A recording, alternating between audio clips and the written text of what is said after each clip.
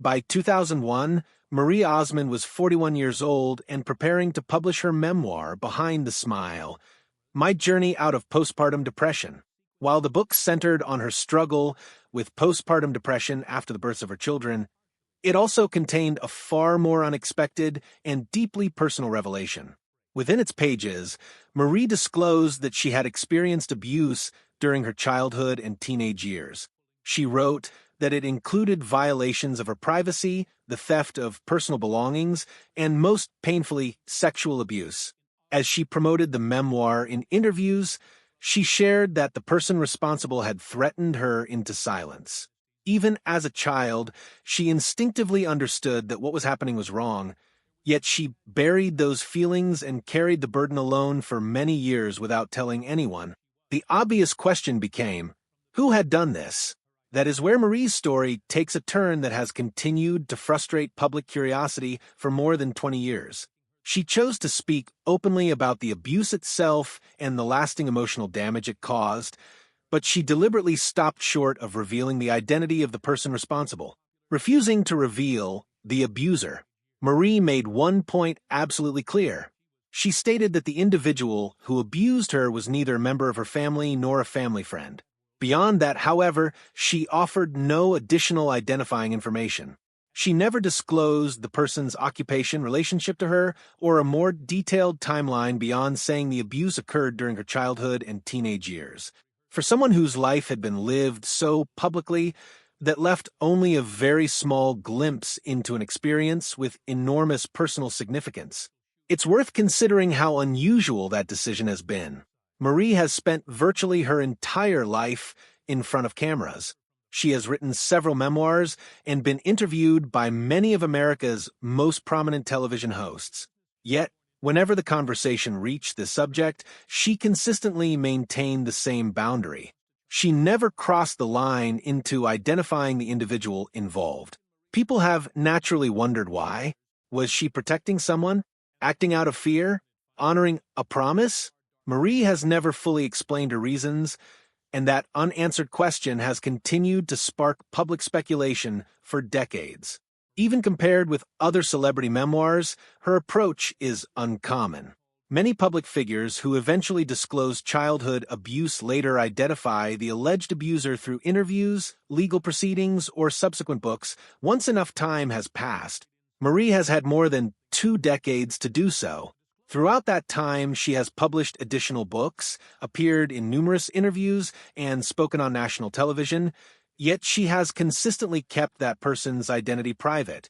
To this day, only she, and presumably the individual involved, knows who it was. That decision has also shaped the public conversation surrounding her experience. Rather than focusing entirely on the trauma she survived, much of the media attention has centered on guessing the identity of the abuser. Ironically, the mystery itself often overshadows the lasting emotional impact the abuse had on Marie's life. At the same time, by refusing to identify him publicly, she has kept the focus on the enduring consequences of trauma rather than turning the story into a public spectacle centered on one individual. Although her 2001 memoir opened the door to these painful experiences, it would be nearly 20 years before Marie revealed just how deeply those childhood wounds had affected her. Chapter 4, Wounds That Ran Deeper. Fast forward to 2019. As she approached her 60th birthday, Marie Osmond made another deeply personal revelation during a televised discussion. She shared that when she was around 8 or 9 years old, she believed she might be gay because of the abuse she had experienced. According to Marie, the trauma had left her feeling that men made me sick. This was not a casual remark. It was a woman nearing 60 years old, openly connecting the abuse she endured as a child with the confusion it created about her identity at an age when most children are simply concerned with school, friends, and everyday childhood experiences. It remains one of the most vulnerable and candid statements she has ever made publicly. Even then, however, one thing remained unchanged. She still did not identify the person responsible or provide any significant new details beyond what she had already shared years earlier. Instead of resolving the mystery, Her comments raised even more questions. How old was she when the abuse first began? Did it happen only once, or did it continue over time? Was more than one person involved? Marie has never publicly answered those questions. So, why reveal only part of the story while keeping the rest private? To understand that decision, it's necessary to look beyond the abuse itself and examine everything else Marie Osmond was quietly carrying behind her famous smile. As painful as those experiences were, they represented only one part of a much larger story of private hardship, the body she was never allowed to have. She was America's beloved sweetheart, the wholesome girl next door with a porcelain doll smile and a crystal-clear singing voice. Yet behind the television cameras, beneath the polished family performances and sparkling stage costumes, Marie Osmond was living with painful secrets that would take decades to begin confronting. Hidden trauma, a silence she has never fully broken, and a lifetime filled with heartbreaking losses that most people never realized she was enduring. Today, we're taking a closer look behind the public image. Chapter 2, Growing Up Under the Spotlight.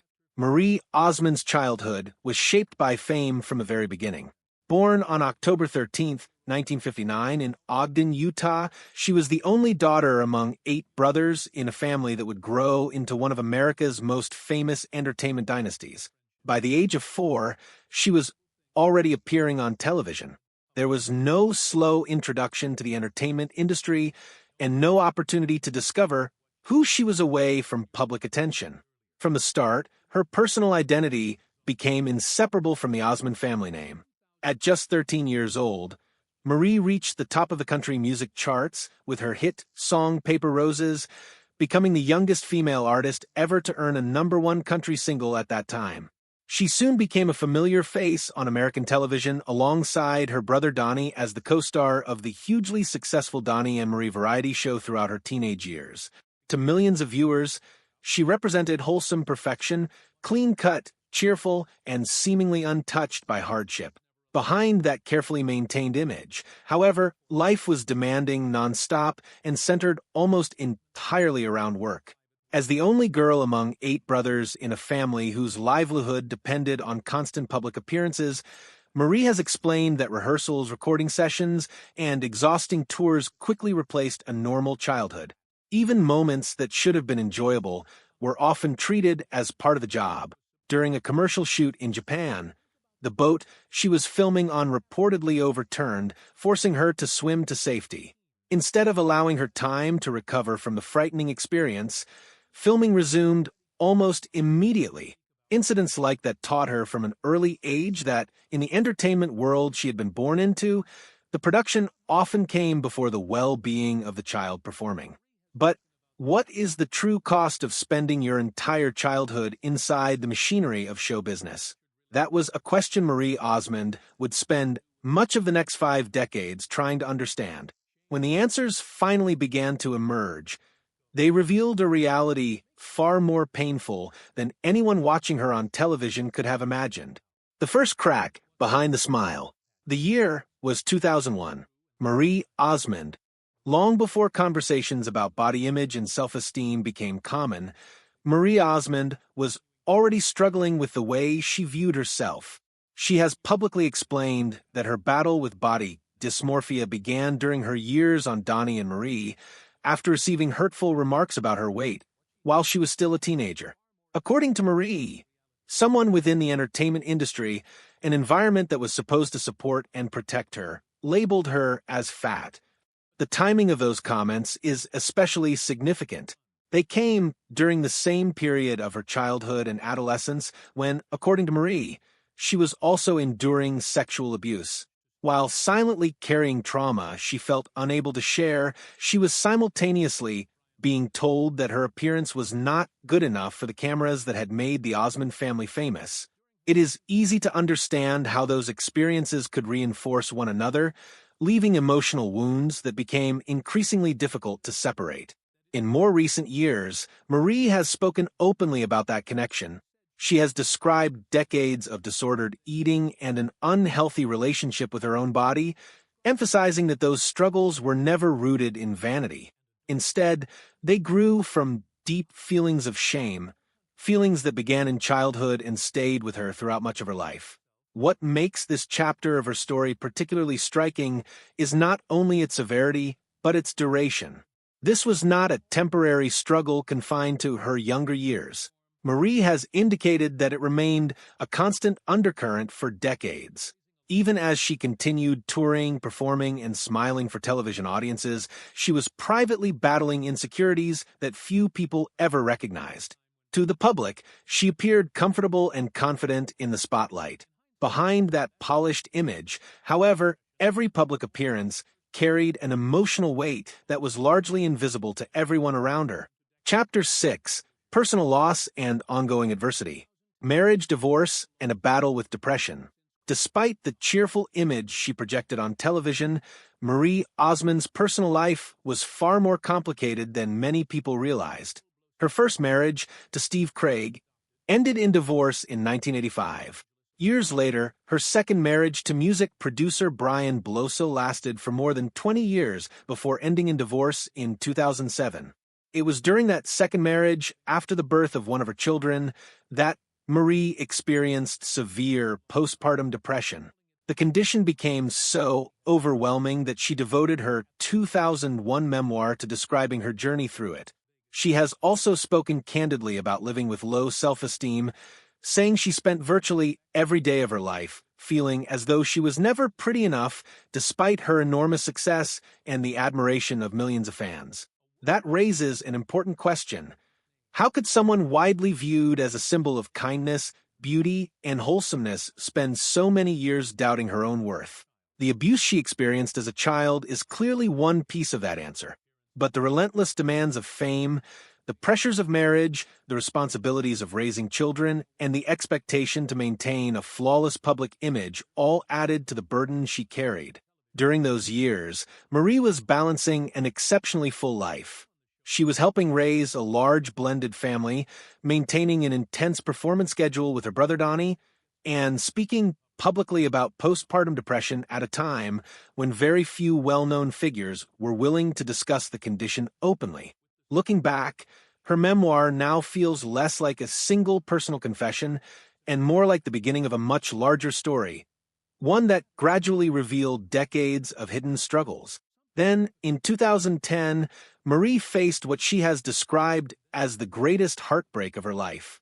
In February of that year, her 18-year-old son, Michael Blosso, one of the 5 children she had adopted, died by suicide after jumping from the 8th floor of his apartment building in Los Angeles. Michael had struggled with depression for several years and had entered rehabilitation in 2007, the same year his parents' marriage came to an end. He reportedly left behind a note describing a lifelong feeling that he never truly belonged. Marie has since spoken openly about that devastating loss, calling it the most difficult experience she has ever endured. At the time, she and Donnie were performing together in their Las Vegas residency. Following Michael's death, the production was temporarily suspended as the family mourned in private and asked for the same privacy and compassion that had often been difficult to find after living in the public eye for so many years. When you consider everything together, the weight of Marie's journey becomes difficult to comprehend. She survived abuse she has never publicly identified, endured years of body shaming while building a career in entertainment, experienced the collapse of a long marriage, and suffered the unimaginable loss of a child. Yet through it all, audiences continued to see the familiar smile that had defined her public image for decades. Even then, Marie Osmond's story was far from over. Stepping away from the talk. Several years later, Marie Osmond entered a new phase of her career by joining the daytime talk show The Talk as one of its co-hosts. Her time on the program, however, came to an end amid reports of behind-the-scenes disagreements among members of the cast, one of those Hollywood stories that never received a complete public explanation. Consistent with the way she has handled difficult moments throughout her career, Marie chose not to engage in public disputes or criticize anyone involved. Instead, she quietly departed the show and focused on new opportunities, including orchestral performances, concert appearances, and fresh music projects. That response reflects a pattern seen throughout much of her life. A challenge becomes public, people catch only a brief glimpse of what happened, and then Marie closes the chapter without inviting endless public debate. Much of what occurred remains known only to those directly involved.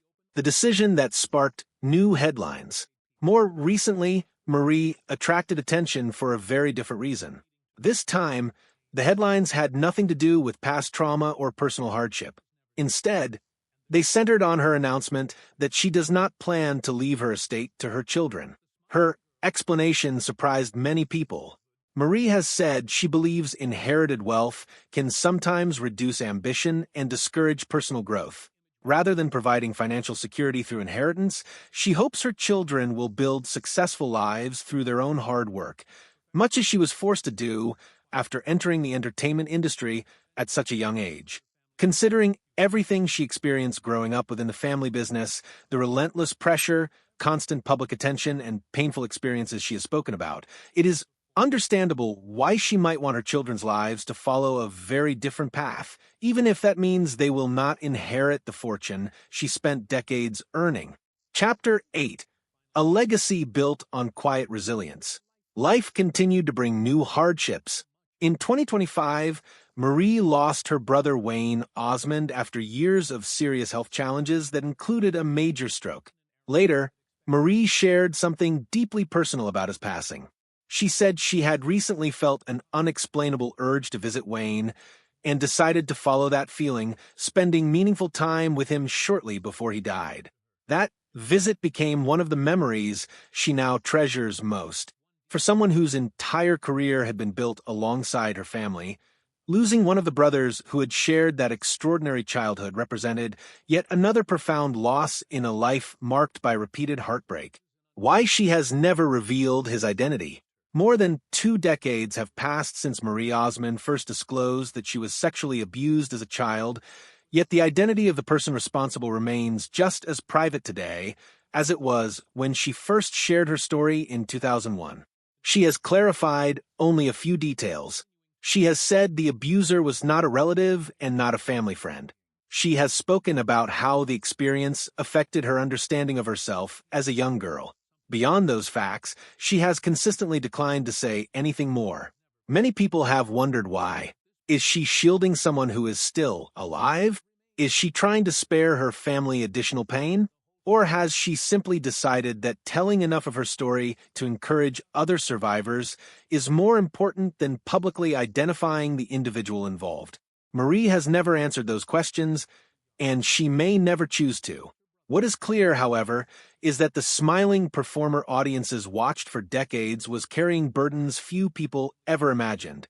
She has spoken about childhood abuse without revealing every detail, described the damage caused by years of body shaming within the entertainment industry, endured the end of a marriage, experienced the devastating loss of her son, navigated professional challenges with remarkable composure, made an unconventional decision about her family's inheritance, and most recently mourned the death of her brother.